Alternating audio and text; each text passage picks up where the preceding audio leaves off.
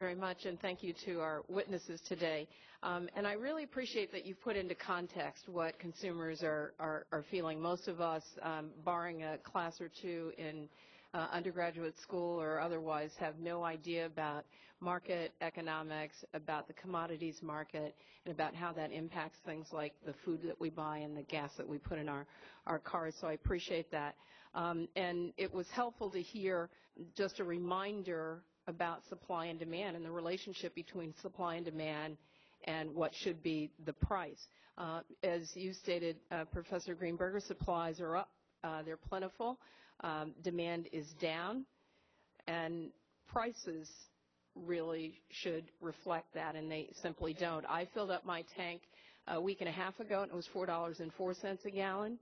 I filled up my tank after church on Sunday, this past Sunday, and it was $4.10 a gallon. That was just a week's time.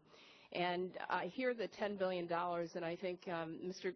Guilford, people don't understand those numbers. They're just so incredible for those of us who haven't been privileged enough to win a lottery. So I wonder if you could tell me, in the $4.10 that I spent for a gallon of gas on Sunday, how much should I have paid for that gallon of gas?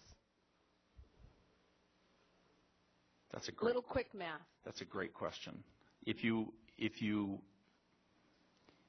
follow the logic of much of the conversation that you've heard here today, and there are going to be widely differing opinions about the degree to which speculation in and of itself is contributing to this problem. You have a range of opinions from the chief executive officer of ExxonMobil, who contended that between $65 and $70 is the fair price. Everything over that is speculative. 2 weeks ago, you have the Federal Reserve Bank of St. Louis indicating that 15% is speculation. So even if you were to cut it down the middle, even if you were to just split the difference between the two, instead of spending $4, you should have been spending something closer to $3 for your gallon of gasoline. Now, $10 billion is a big number.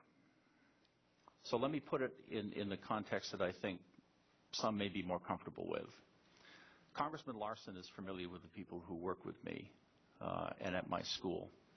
I have a lady who is a single mother raising 2 children by herself. She has to come back and forth to work every day. In December, she was paying about $45 a week for gas. Now she's paying $70. You all worked very hard after the first of the year in what looked like an extraordinarily difficult task to give every working American a payroll tax cut. For that lady who works for me, raising those 2 children, all of the payroll tax cut that she received now goes into paying only to get her back and forth to work. So for whatever good intention you may have had in helping people like the people who I work with, it has now gone all entirely for the higher price of gasoline.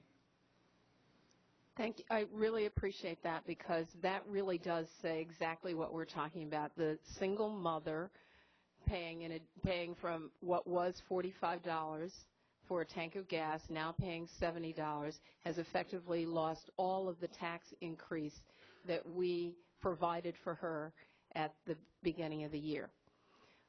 $4.10 a gallon, I've got to get that correct, that I paid on Sunday should have been about $3.10 a gallon, and that's what Americans are paying. So I really thank you very much for being able to help us understand the details, but to put it into real context in terms of what it's costing the American people. Thank you, and I yield.